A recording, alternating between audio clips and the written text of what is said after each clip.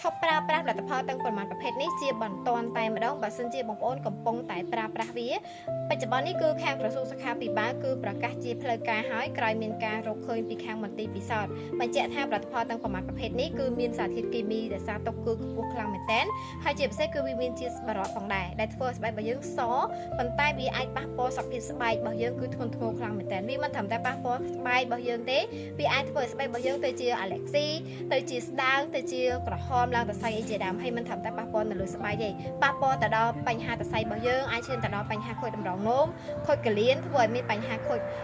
លាងឈាមទាំងថ្ងៃអនាគតរបស់យើងបានផងដែរបើសិនជាយើងនៅតែបន្តការប្រើប្រាស់ផលិតផលនឹងជាបន្តអញ្ចឹងបើសិនជាបងប្អូនកំពុងតែប្រើប្រាស់វាបច្ចុប្បន្ននេះគឺគួរតែផ្អាកឬក៏ឈប់តែម្ដងហើយយើងមកកលេចជាមួយនឹងការលាងជាតិពុលចេញជាមួយនឹងការ detox ជាតិពុលដើម្បីលាងចម្រោះចម្រៃឲ្យស្អាតចេញពីដង្ហើមរបស់យើងហើយនឹងបញ្ជាក់ថាខ្លួនរបស់យើងគឺស្អាតអត់មានផលប៉ះពាល់ទេគឺញ៉ាំជាមួយនឹង super chlorophyll